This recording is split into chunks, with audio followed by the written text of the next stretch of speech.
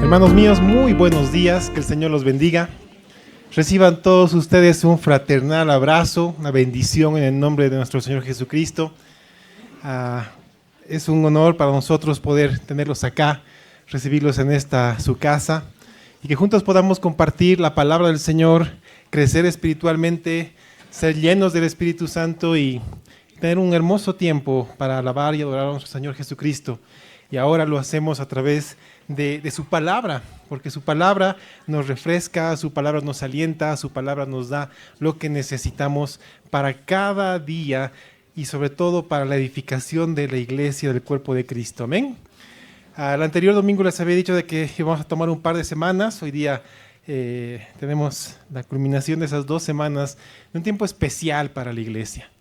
Habíamos visto el anterior domingo que el Señor está obrando en medio de su pueblo. Y vamos a ver cómo el Señor lo está haciendo, ¿ok? Les pido que me acompañen en oración para entregar la prédica en las manos del Espíritu Santo de nuestro Señor, para que Él abra nuestro entendimiento y todo sea de bendición para su pueblo. Amén. Oremos. Amado Señor, gracias por congregarnos esta mañana. Gracias por traernos a tu casa, Señor, a esta parte de tu cuerpo. Te pedimos que hagas de nosotros siervos fieles, que crezcan en el conocimiento tuyo. Que juntos, Señor, podamos alentarnos, que juntos podamos ayudarnos a seguir adelante, guardar la unidad que tú nos has dado en el vínculo de la paz, Señor. Te pedimos que hoy, como iglesia, podamos ver las grandes bendiciones que tú estás preparando para lo que viene más adelante. Señor, gracias por tanto amor y por cómo tú muestras, Señor, el crecimiento en tu iglesia. En nombre de Jesús te bendecimos. Amén. Yo creo que existen muchas maneras de comprobar el hecho de que Dios está obrando y está bendiciendo una iglesia local. Cuando el Señor respalda a una iglesia local, la edifica y le da crecimiento. Y la verdad hay una lista muy grande de evidencias que muestran cómo el Señor se está moviendo en medio del pueblo. Y voy a dar 2 ejemplos, 2 simples y hermosos ejemplos de cómo el Señor va edificando su iglesia. La primera es cuando el Señor envía a la iglesia bebés, niños y jóvenes que deben ser edificados en el nombre de Cristo y llevados a los pies del Señor. Qué bendición es escuchar el llanto de un bebé en la iglesia, porque eso muestra de que hay vida en medio de nosotros. Qué hermoso es poder predicar la palabra del Señor a niños para que ellos reciban edad temprana y abran su corazón y tengan un encuentro cercano con Cristo lo antes posible. Qué hermoso es ver a jóvenes entregados al Señor siendo edificados en su palabra. Es hermoso. La otra manera en la cual el Señor muestra esto es cuando el Señor va levantando líderes en la iglesia. Cuando el Señor va levantando líderes en medio del pueblo, quiere decir de que va a enviar crecimiento, porque está preparando a gente que va a pastorear, que va a guiar, que va a estar lista y dispuesta para hacer lo que el Señor tiene planificado para esta parte del cuerpo. Y es el Señor quien dota, es el Señor quien levanta líderes en la iglesia local. Es en este segundo punto donde hoy me voy a concentrar. Y básicamente el liderazgo de una iglesia tiene 3 ámbitos de acción. El liderazgo ministerial, que se lo ejerce según los dones que tenemos cada uno. Cuando nacemos de nuevo tenemos un espíritu, tenemos al Espíritu Santo y el Espíritu nos da un don para poder servir en la iglesia. Después está el liderazgo de servicio, que los conocemos como diáconos y diaconisas. Son hermanos y hermanas que han sido probados y han sido ordenados para servir en la iglesia. Pero también tenemos ancianos, obispos, pastores. Los tres nombres se usan de manera indistinta para la misma persona: anciano, obispo o pastor. Y estos son los que están a cargo de conducir la iglesia. Son los que están a cargo de enseñar, de velar por la sana doctrina.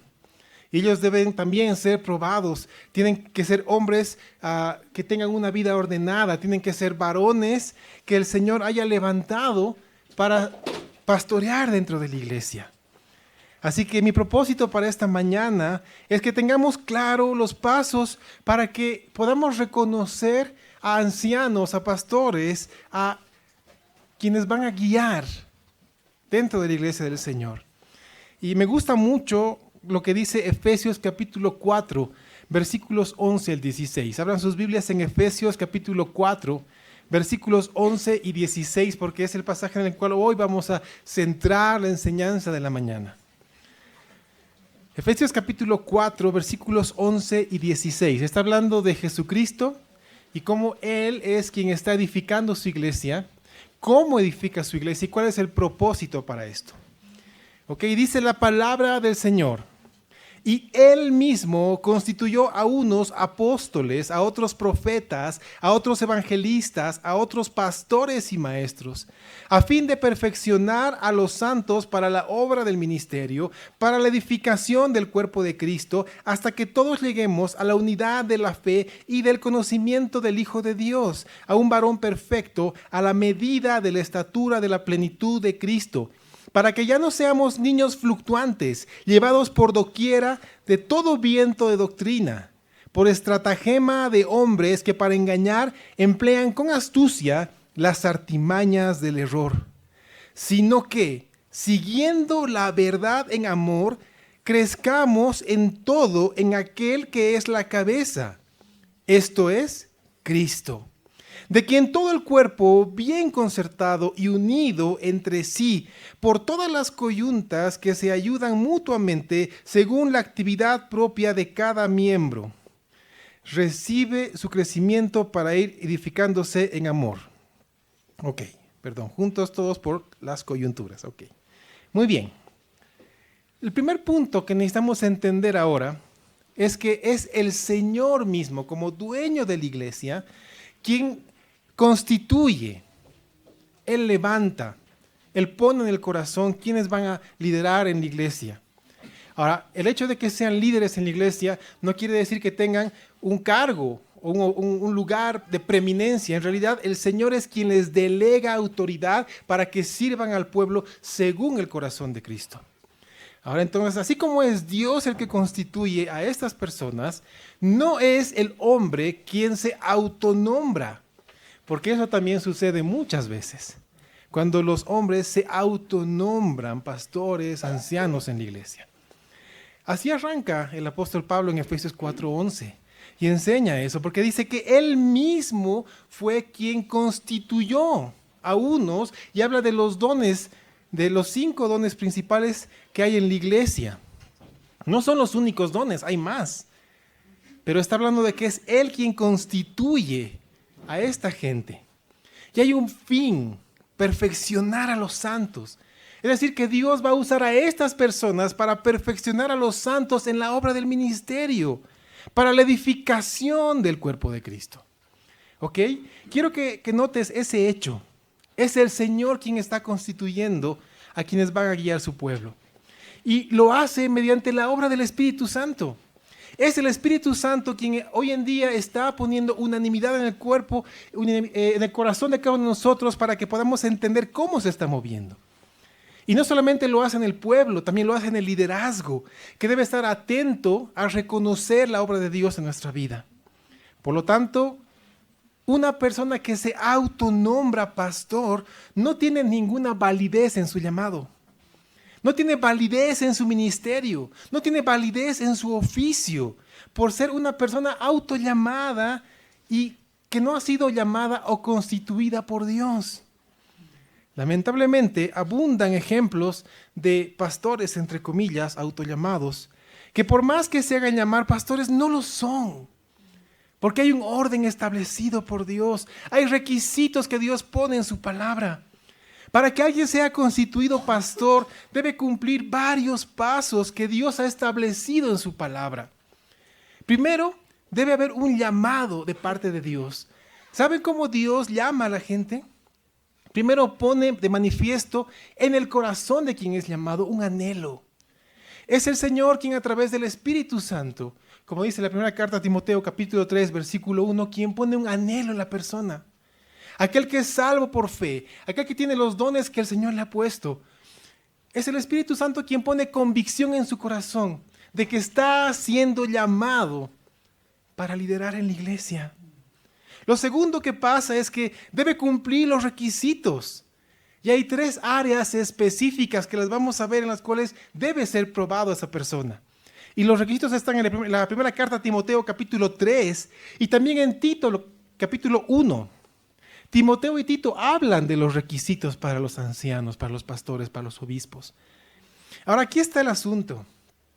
Hay el anhelo, pero también debe haber la calificación para esto. Se deben cumplir estos requisitos. Y en tercer lugar, debe ser reconocido por el liderazgo actual en la iglesia y por el pueblo en sí, mediante la obra del Espíritu Santo. Así es como deben ser constituidos pastores en la iglesia. No es algo unilateral, no es una decisión de unos pocos en la iglesia, no es decisión de quien está pastoreando o quienes son pastores en la iglesia, es una decisión del pueblo entero. Y eso, hermanos, no es algo que estamos sacando del sombrero. La misma palabra lo enseña de esta manera. Les voy a dar algunos ejemplos, ¿sí? Hechos capítulo 13, versículos 1 al 3. ¿Ok? Hechos capítulo 13, en esos 3 versículos nos dice lo siguiente.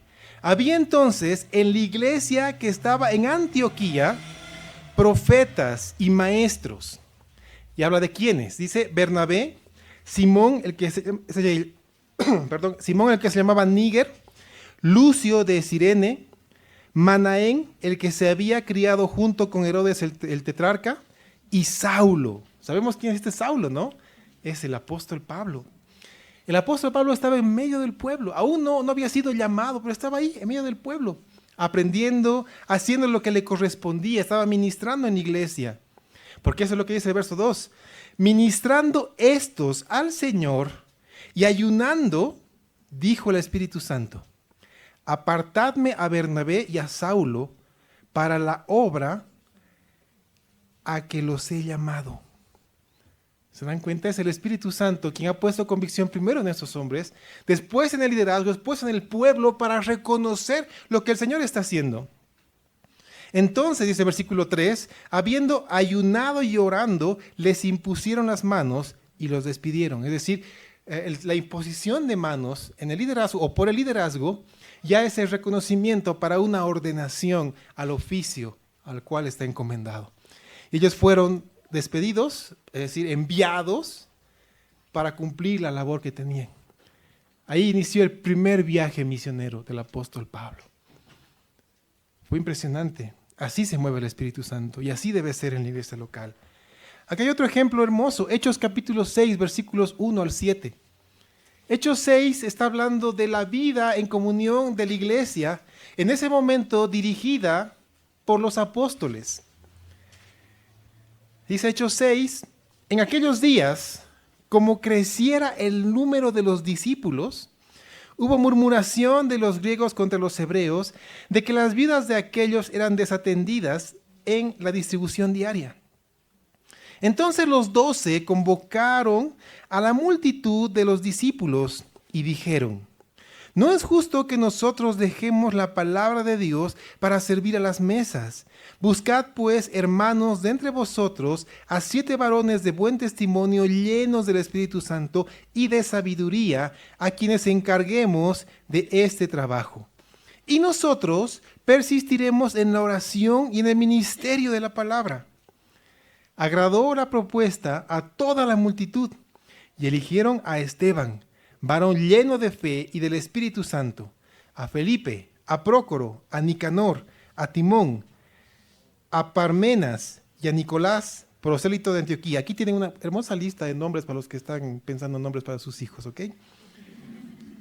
A los cuales presentaron ante los apóstoles, quienes orando les impusieron las manos y crecía la palabra del Señor.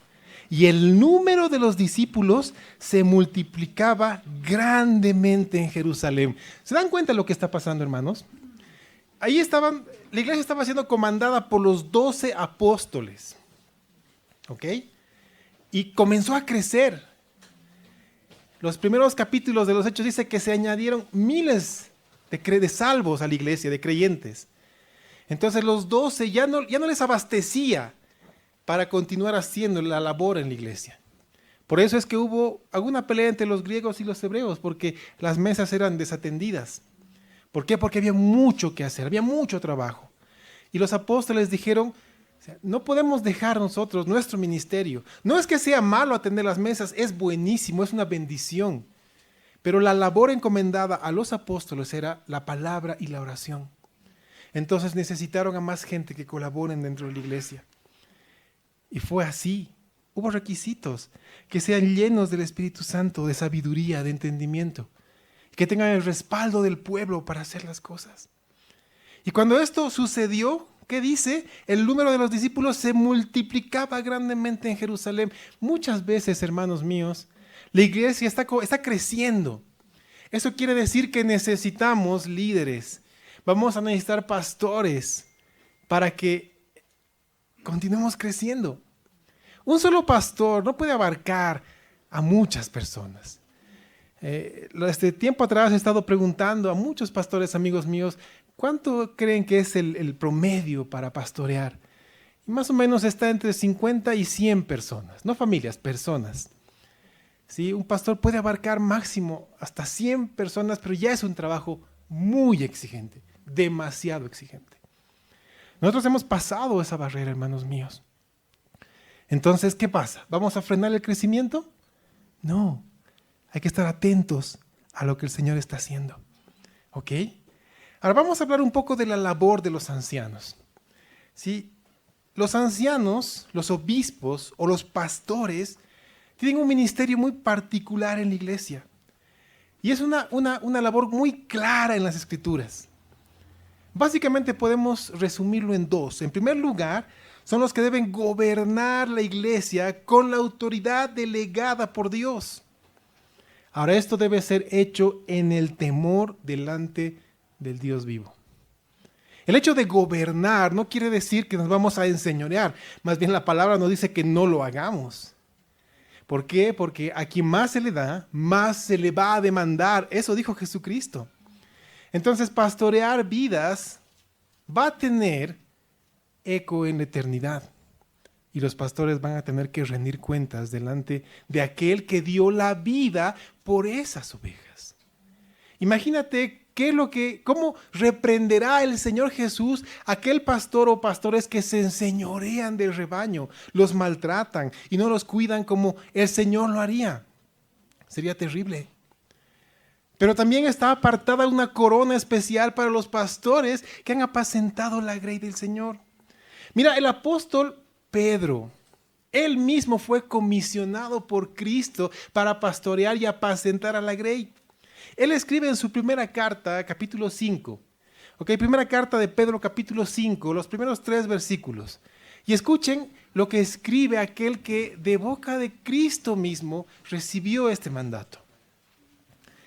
Y Pedro se identifica junto con los ancianos a quienes escribe como el mismo anciano entre ellos. Dice, ruego a los ancianos que están entre vosotros, yo anciano también con ellos, y testigo de los padecimientos de Cristo, que soy también participante de la gloria que será revelada. Ahora escuchen, dice, apacentad la grey de Dios que está entre vosotros, cuidando de ella, no por fuerza, sino voluntariamente, no por ganancia deshonesta, sino con ánimo pronto, no como teniendo señorío sobre los que están a vuestro cuidado, sino siendo ejemplos de la grey. Ejemplos de la grey. ¿Saben qué quiere decir esto, hermanos? Yo creo que en las empresas es muy práctico y a mucha gente le gusta los organigramas. Eso quiere decir que hay obreros de cierto nivel, la parte más baja, y van ascendiendo, ¿no? Directores, jefes, qué sé yo. Y en la parte más alta está el gerente general o el director principal, qué sé yo. ¿Saben cómo es el organigrama en la iglesia de Cristo? A la cabeza está Cristo, el Señor. Después, como vicario aquí en la tierra está el Espíritu Santo. Está el pueblo del Señor. Y por debajo del pueblo están los pastores. ¿Saben por qué? Porque los pastores son los que deben servir al pueblo. Con el mismo ejemplo que Jesucristo dio cuando lavó los pies de sus discípulos. Él mismo dijo. Y Él mismo lo enseñó. Así que no son los pastores quienes deben ser servidos por el pueblo, son los pastores quienes deben servir al pueblo con entrega, amor y determinación. Bueno, les dije que son dos, aquí está el segundo. Y el hecho de que sea el segundo no quiere decir que sea menos importante, es igual de importante. La obra de preservar la verdad. Lo vamos a ver en Tito, pero ellos deben preservar la verdad. Esto significa tanto proclamar, enseñar, predicar la palabra del Señor, de Génesis a Apocalipsis, de defender la doctrina de enseñanzas falsas, de mantener la enseñanza escrita aquí en la Biblia y amarla, defenderla y sobre todo vivirla. Y volviendo al pasaje que hemos leído al principio, Efesios 4, quiero recordarles nuevamente lo que dice versículos 14 y 15. ¿Por qué esta labor de enseñar y de velar por la sana doctrina? Aquí está. Para que ya no seamos niños fluctuantes, llevados por doquiera de todo viento de doctrina, por estratagema de hombres que para engañar emplean con astucia las artimañas del error, sino que siguiendo la verdad en amor, crezcamos en todo en aquel que es la cabeza, esto es, Cristo. Esa es una de las labores principales de los ancianos, de los pastores, aparte de conducir en la iglesia, enseñar, velar por la sana doctrina. ¿Saben, hermanos? Muchas veces podemos decir que somos una iglesia de sana doctrina, pero la pregunta es, ¿enseñamos doctrina? Porque decir que somos de sana doctrina, yo creo que cualquiera lo puede decir. La cosa es enseñar la sana doctrina. Y la manera efectiva de enseñar la sana doctrina es abrir la Biblia, leerla, predicarla y enseñarla. Por eso es que aquí vamos carta por carta, libro por libro, enseñando lo que dice sin saltarnos ningún versículo. Porque así es como vamos a aprender la palabra del Señor. ¿Cómo se califica a los ancianos? Porque ellos tienen que tener una calificación para esto. Y como les dije, hay dos cartas que Pablo escribió. Y les pido que puedan anotar esto y que lo vean en su casa, porque yo voy a leer la primera parte y después voy a desglosar esto, pero quiero que ustedes en sus casas lo puedan tomar con pinzas. ¿Por qué? Porque estos requisitos, si bien están dados para los ancianos, para los pastores en la iglesia, eso no quiere decir que todos los que estamos acá presentes no persigamos esto. Debemos hacerlo, hermanos míos. No solamente los líderes en la iglesia deben vivir de esta manera, todos estamos llamados a vivir de esta manera, sin excepción. ¿Ok? Más los líderes, más quienes pastorean en la iglesia, más quienes sirven en la iglesia. ¿Ok? Está en la primera carta de Timoteo, capítulo 3, versículos 1 al 7. ¿No? Anótalo para que lo puedas ver con calma en casa. Primera carta de Timoteo, capítulo 3, versículos 1 al 7. Voy a leer el primer versículo. Dice, palabra fiel. Si alguno anhela obispado, buena obra desea. ¿Sabes qué quiere decir? Esto es lo que te decía al principio. El Señor pone el anhelo en el corazón. Y Él anhela obispado, es decir, ser anciano, obispo o pastor en la iglesia. Lo anhela. Es un anhelo no humano, no personal. Es un anhelo que Dios pone en el corazón. Ahora, eso no quita que alguien quiera tener el anhelo, sin que sea el llamado del Señor. Alguien puede tener este anhelo. Para eso viene el versículo 2. Pero es necesario que el obispo sea, y comienza todos los requisitos. Entonces aquí hay un equilibrio, el anhelo y los requisitos. A ver, vamos a poner esto de manera mucho más clara. Cuando Jesús habló con Nicodemo, ¿qué le dijo Jesús?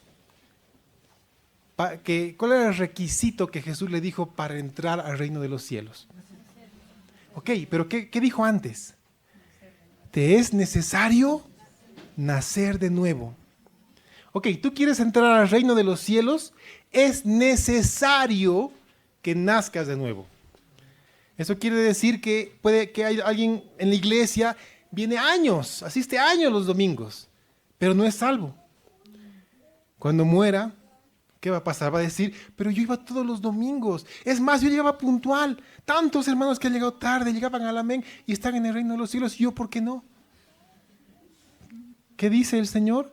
Te es necesario nacer de nuevo. Es decir, que si no naces de nuevo, no puedes entrar al reino de los cielos. Lo mismo sucede con eso. Tú puedes tener el anhelo, el deseo, pero si no cumples estos requisitos, no puedes ser pastor. Miren, hace tiempo atrás, una persona me hablaba sobre su familiar. Tenía el anhelo, tenía el deseo, estaba preparándose para ser pastor.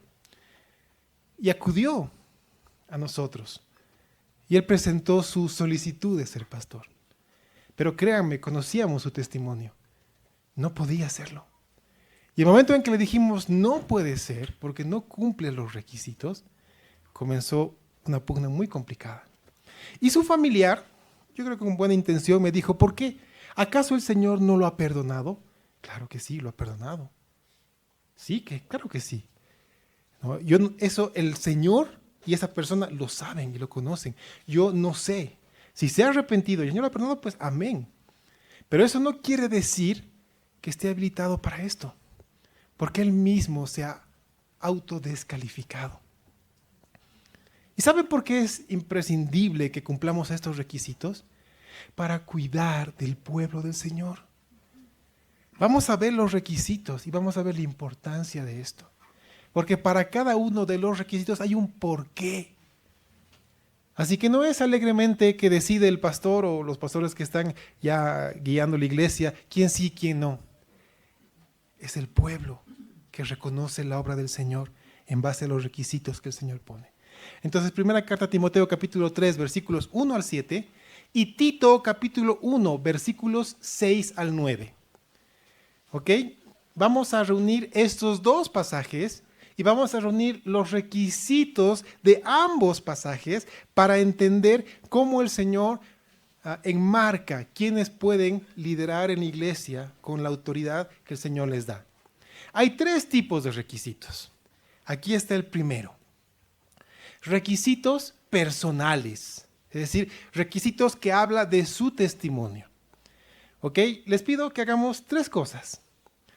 ¿Sí? Que vayamos entendiendo qué significa, que vayamos viendo nuestra vida a la luz de cada requisito y que también vayamos viendo el liderazgo, es decir, a quienes están pastoreando la iglesia en este momento bajo estos mismos requisitos.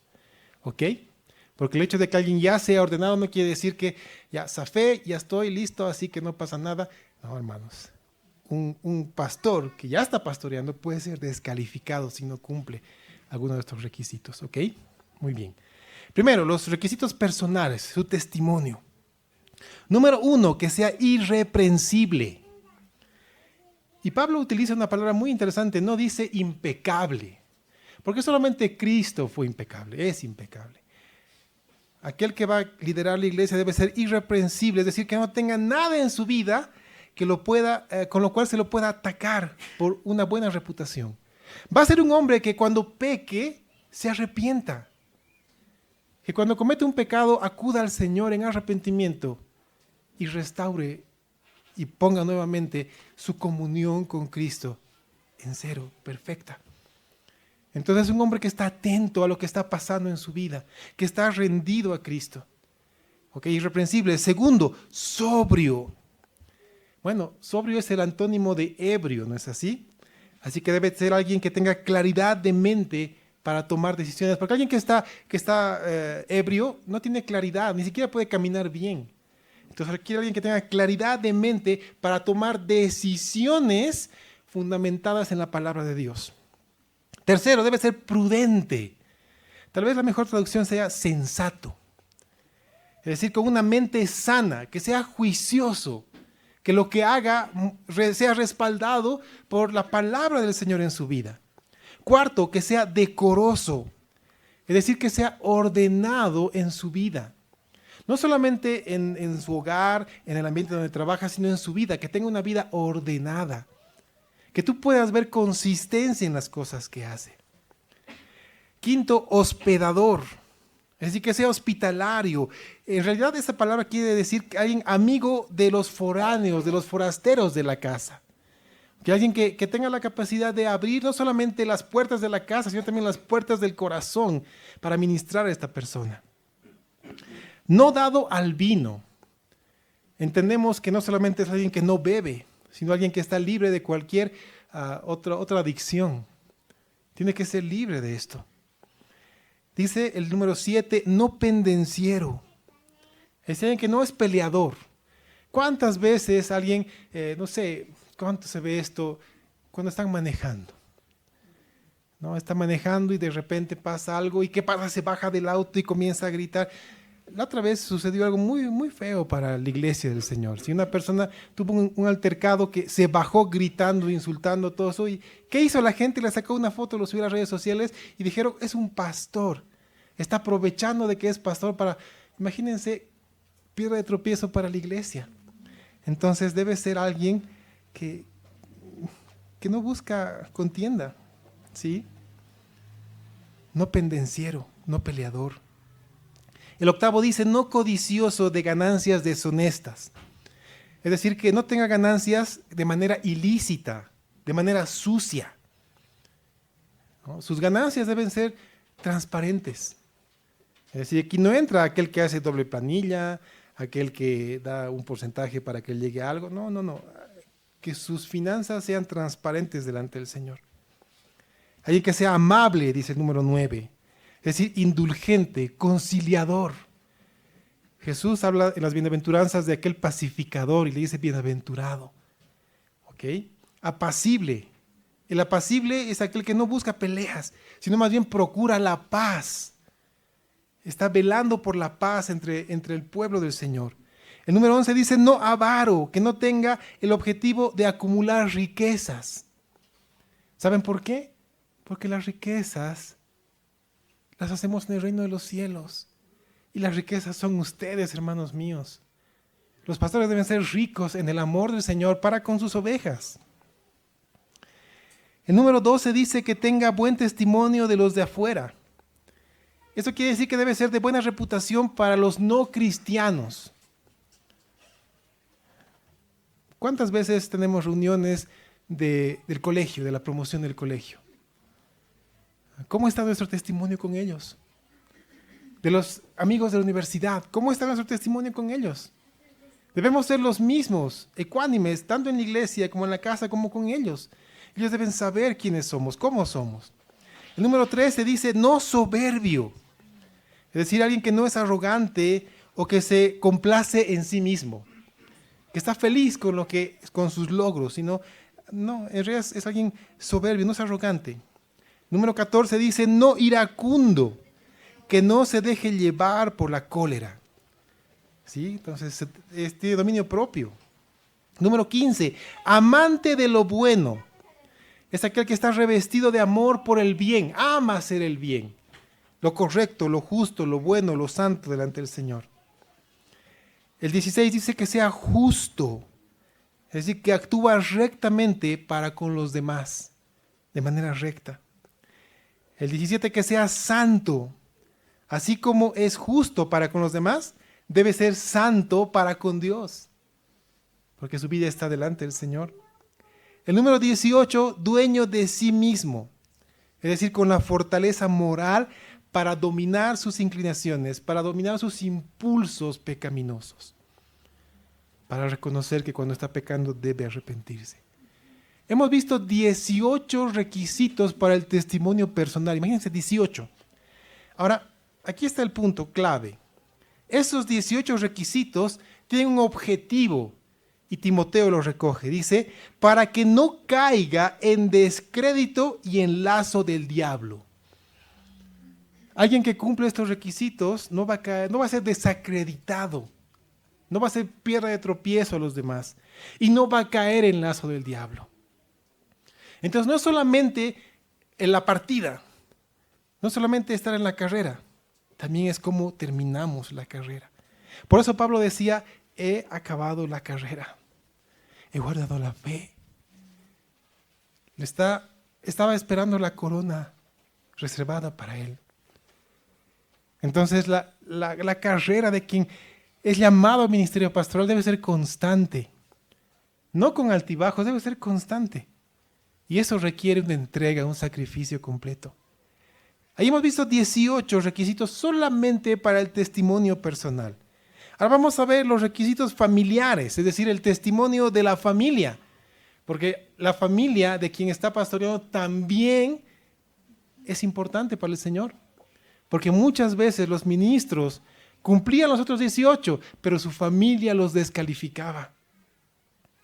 Y esto es motivo de oración para todos nosotros. Ok, son 4, considerando los anteriores 18. ¿Okay? Primero dice que sea marido de una sola mujer, es decir, no un divorciado, no un adúltero, no alguien que tiene hijos fuera del matrimonio, no, tiene que ser alguien cuya familia está ordenada delante del Señor en tiempos, en manera de vivir. Marido de una sola mujer. 2, que gobierne bien su casa. Es decir, aquel que debe dirigir su casa de manera ejemplar. Debe ser un hombre que sabe qué es lo que sucede en su casa. Sabe qué sucede con sus hijos, sabe qué sucede con la esposa, sabe qué sucede con la economía, con lo que hay en el hogar, lo sabe. 3, dice que tenga a sus hijos en sujeción con toda honestidad. Y eso es importante. Está hablando de la honestidad. Es decir, que sus hijos deben mostrar sujeción a los padres. Y ambos deben ser honestos, no solamente los hijos, sino también los padres. Es decir, que la sujeción que tengan no debe ser fingida, ni tampoco forzada. Porque, seamos honestos, la vida del ministerio pastoral básicamente es vivida a través de una vitrina. La gente está pendiente de lo que pasa con los hijos, de lo que pasa con la esposa. Entonces los hijos pasan por esto, pero la sujeción no debe ser fingida, no debe ser impuesta. Este es un equilibrio que necesitamos lograr. Dice el número 4, que tengan hijos creyentes, que no estén acusados de disolución ni de rebeldía. Es decir, que sus hijos sean fieles a Cristo y que no tengan acusación de libertinaje o de ser rebeldes a sus padres y a sus enseñanzas. Los hijos van a pecar, hermanos, pero ellos también tienen derecho a arrepentirse. A veces los primeros en ser apedreados son los hijos de los pastores. Demos el chance y el derecho que ellos se arrepientan de sus pecados y que el Señor obre en sus vidas. Entonces deben ser hijos creyentes, que no sean acusados de disolución ni de rebeldía. Hermanos, el testimonio familiar es indispensable. Y hay un motivo, hay una condición. ¿Saben cuál es el motivo para esto? Dice igual Timoteo, la carta a Timoteo, pues el que no sabe gobernar su propia casa, ¿cómo cuidará de la iglesia de Dios? Y es cierto. Aquel pastor que no ama a su esposa, no ama a sus hijos, no enseña la palabra del Señor en su hogar, no gobierna bien su casa, ¿cómo va a gobernar? ¿Cómo pretende gobernar la iglesia? ¿Te das cuenta cuán importantes son los requisitos que Dios pone? Así que es indispensable los requisitos familiares para esto, para que pueda gobernar también la iglesia. Ok, ya son 22, ¿no? Muy bien. Vamos a ver ahora los requisitos de conducción. Está hablando de su preparación. ¿Ok? Vamos a añadir 4 más. ¿Ok? 4 más a todos los requisitos para el pastorado. Primero dice que sea irreprensible como administrador de Dios. No es la misma que usa Timoteo, o sea, que sea irreprensible en toda su manera de vivir. Aquí está hablando irreprensible como administrador de Dios, está hablando dentro de la iglesia. Es un término diferente al anterior, ¿no? Y está hablando de aquel que lleva una vida ejemplar en lo que hace para el Señor. Aquel que está llevando, si le toca llevar las finanzas, le está llevando de manera recta y transparente delante del Señor. Aquel que está administrando algo en la iglesia lo está haciendo recta y transparentemente delante del Señor y delante de sus hermanos. Todo está en orden. No hay nada que reprocharle. Número 2, dice, no un neófito. Es decir, no un recién convertido. Alguien nuevo en la fe. Y para estos 2 requisitos hay un objetivo también. Dice, para que no sea que envaneciéndose caiga en la condenación del diablo. Y créanme, hermanos míos, un pastor no está lejos de esto. Imagínense a alguien que no es irreprensible en su administración. De repente ve que no, hay que comenzar a predicar prosperidad, nos va mejor. Ha caído en pecado, ¿no es así? Está administrando mal la iglesia. Alguien neófito se deja llevar por cualquier viento de doctrina y comienza a meter cosas que no son en la iglesia. Entonces, cuando sucede eso, pues se envanecen y caen en la condenación del diablo. Los siguientes dos, dice, apto para enseñar. Apto para enseñar. No solo conocedor de la verdad de Dios, sino debe ser alguien capaz de enseñar la verdad de Dios y hacerlo con claridad. Por eso es importante que sepa enseñar. ¿Sí? Debe poder enseñar con claridad al pueblo, ¿no? Porque muchas veces sucede que el pueblo sale con más preguntas de las que ha llegado cuando escucha una prédica. En realidad el pueblo debe irse edificado, debe irse lleno del Espíritu Santo, entendido, feliz, repuesto con fuerzas. Y 4, dice, retenedor de la palabra fiel tal como ha sido enseñada. Es decir, que se mantenga en la enseñanza sana que ha recibido, que no se desvíe a ningún lado. Ahora, estos dos últimos requisitos tienen el siguiente propósito, y lo dice Tito, para que también pueda exhortar con sana enseñanza y convencer a los que contradicen. ¿Sabes? Un pastor se va a encontrar en todo su caminar con ovejas que tengan una doctrina que no es la correcta. Y tiene dos caminos. Decirle, no, estás mal, arrepiéntate, pecador. O en amor, exhortarle con sana enseñanza y convencer de qué es lo que dice la palabra del Señor. ¿Te das cuenta? Eso es necesario para que pueda exhortar con sana enseñanza y convencer a los que contradicen. En total, hermanos, son 26 requisitos sin los cuales un varón no puede ejercer el pastorado en la iglesia. Fuerte, ¿no es así? Ahora, como les dije y les recalco, en el caso de estar ejerciendo el pastorado, puede ser descalificado si deja de cumplir alguno de estos requisitos. Es ahí, hermanos míos, donde el pueblo, la iglesia, las ovejas tienen una labor importante en la iglesia. No es solamente echarle los 26 requisitos al pastor y que se las arregle para cumplirlos, y si lo hace mal le vamos a dar palo. No, hermanos. Hay una labor por parte del pueblo. Y volvemos a Efesios 4:16. Efesios 4:16. Atentos, escuchen. Dice, de quien todo el cuerpo, bien concertado y unido entre sí por todas las coyunturas que se ayudan mutuamente según la actividad propia de cada miembro, recibe su crecimiento para ir edificándose en amor. ¿Notan, hermanos? ¿Notan cómo el cuerpo, es decir, nosotros, en unidad y en concertación, nos ayudamos mutuamente? ¿Y cómo es esta ayuda? Es según la labor que Dios nos ha dado con el don que nos ha otorgado. Es decir, si yo tengo el don de exhortación y veo que mi hermano está pecando, ¿me va a valer que su vida al final el Señor se las verá? Pues no, yo debo ir a acudir al hermano y exhortarlo en el amor del Señor y con la palabra del Señor para arrepentimiento y para que arregle su comunión con Cristo.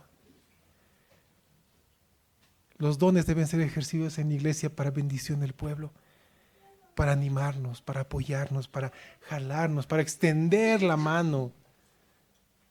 Necesitamos ayudarnos unos a otros. Hermanos, si el pueblo no cumple su labor, aunque los líderes entreguen su vida en servicio y sacrificio, no se va a cumplir el objetivo que el Señor nos ha dado. Y el objetivo es crecer y edificarnos en amor. ¿Se dan cuenta la necesidad de unos por otros? No es solamente tener líderes que están cumpliendo los 20 y pico requisitos y son buenos enseñando la palabra. Se requiere de un pueblo que haga lo que le corresponde. Se requiere de un pueblo que entienda su labor Y así vamos a crecer. Y vamos a ser edificados en amor. Por eso es muy importante la labor del pueblo para con los que están ejerciendo pastorado en la iglesia. Para los que lo hacen de manera bíblica, en el temor del Señor. Estoy hablando de pastores que han sido llamados y confirmados por los requisitos y por el pueblo. Pastores que el Señor ha puesto de su corazón en regalo a la iglesia, en un don a la iglesia. Estoy hablando de ellos. Para ellos es muy importante la labor del pueblo. Y sabes, la Biblia da muchas labores que el pueblo debe cumplir para con ellos. El primero debe reconocerlos. Dice la primera carta a los Tesalonicenses, capítulo 5, versículo 12. Primera a los Tesalonicenses 5, 12. Os rogamos, hermanos. Y escuchen las palabras, está rogando el apóstol. Os rogamos, hermanos, que reconozcáis a los que trabajan entre vosotros y os presiden en el Señor. Y os amonestan, que los reconozcan. Y no está hablando solamente de saber su nombre, reconocerlo en la calle con un saludo. Está hablando de reconocer la labor que están haciendo. El sacrificio que han hecho. El negarse a sí mismos por la causa de Cristo. Lo segundo que pide es obedecerles. Dice Hebreos 13, 17. Obedeced a vuestros pastores y sujetaos a ellos, porque ellos velan por vuestras almas como quienes han de dar cuenta, para que lo hagan con alegría y no quejándose, porque esto no os es provechoso. Entonces deben obedecer las enseñanzas de los pastores. Ya que estamos en Hebreos 13, también deben orar por los pastores, porque dice el versículo 18, orad por nosotros, dice el apóstol, orad por nosotros, pues confiamos en que tenemos buena conciencia, deseando conducirnos bien en todo. ¿Cuántas veces el pastor fue sustentado por la oración del pueblo? ¿Están orando por el liderazgo, hermanos míos? Necesitan hacerlo. Primera carta a Timoteo 5, 17 habla de cuidar de los pastores. Cuidar de los pastores, dice 1 Timoteo 5, 17 y 18, los ancianos que gobiernan bien sean tenidos por dignos de doble honor, mayormente los que trabajan en predicar y enseñar. Pues dice la Escritura, no pondrás bozar al buey que trilla, y digno es el obrero de su salario. Hebreos 13:7 nos habla de acordarse de ellos y de imitar su fe. Dice, acordaos de vuestros pastores que os hablaron la palabra de Dios. Considerad cuál haya sido el resultado de su conducta e imitad su fe. ¿Cuál es el resultado de su conducta? ¿Cómo está viviendo? ¿Vive conforme a la palabra del Señor? Su vida es de entrega al pueblo. Imiten su fe, dice el Señor.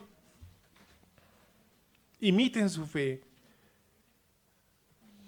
Hermanos míos, el Señor está edificando su iglesia. Como ustedes han visto, no solamente depende de los líderes, es una labor conjunta de todo el pueblo.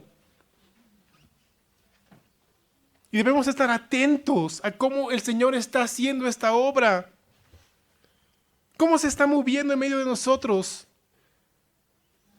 Hermanos míos, ¿estamos listos para resistir a quienes pretenden autonombrarse sin cumplir los requisitos determinados por la palabra de Dios? ¿Estamos listos para hacer lo que nos corresponde cuando el Señor está levantando liderazgo probado por Él, conforme a su corazón?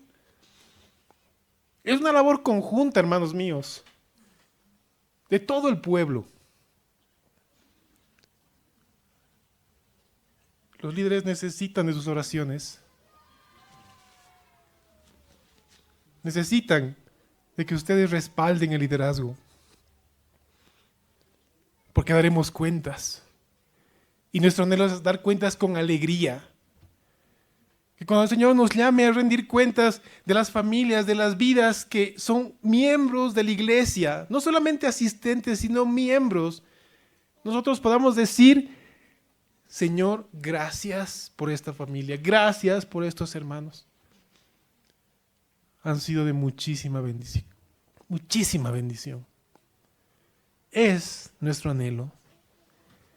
Y el Señor es bueno, hermanos míos. Porque la iglesia que crece es también una iglesia probada. Es una iglesia zarandeada. Por eso se requiere un liderazgo fuerte en el Señor. Un pueblo edificado en el Señor. Así que oremos por los líderes y estemos atentos a lo que está pasando.